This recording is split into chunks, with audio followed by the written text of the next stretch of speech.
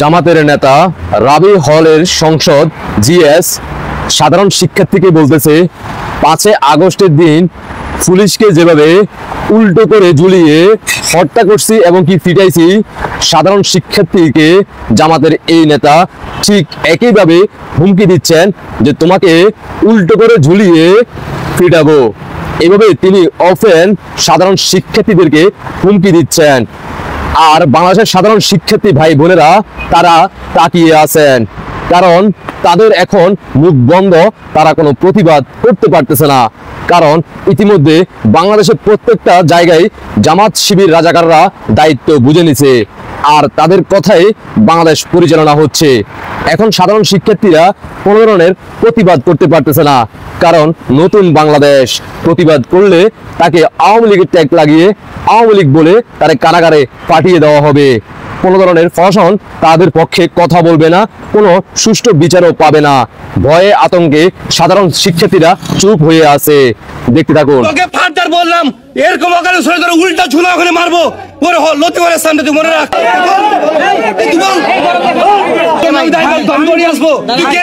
শহীদ ভাই শুনে এবং শোন, তোকে ফাটার বললাম, এরকম অকালে সরে ধরে উল্টা ঝুলা ওখানে মারবো, পরে লতি করে সামনে তুই মনে রাখ। যাই করবি ও এসে হলে খাইতে যেতে পারে, এটা রাইটস আছে। বাবার হল তুই হলে কেন খাইতে আসিস? তুই গালি দেখে নাই, গালি দেখে না।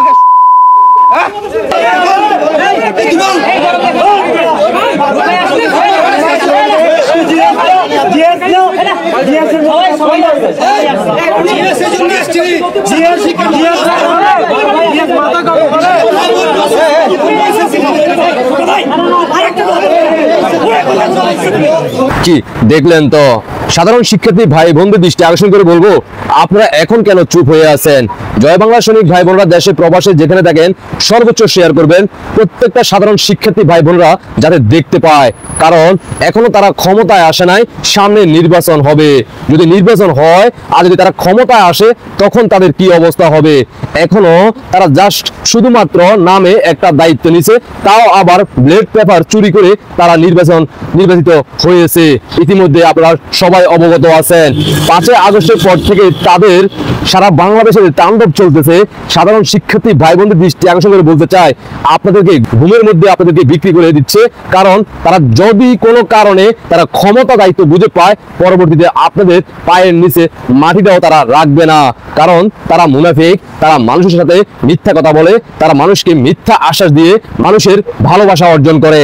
আর যখন তারা সেটা সম্পূর্ণ হয়ে যায়, পরবর্তীতে তাদের আসল রূপটা বাংলার জনগণ ইতিমধ্যে 5 আগস্টের পর থেকে আপনারা দেখে ফেলছেন। ইতিমধ্যে আপনারা জানেন ঢাকা বিশ্ববিদ্যালয়ে জামাতের এক নেত্রী ক্যান্টিনে পাথরের কথা বলে 2 লক্ষ টাকা চাঁদা অলরেডি তিনি কট খাইয়ে গেছেন। সেই ভিডিও আপনারা দেখে ফেলছেন।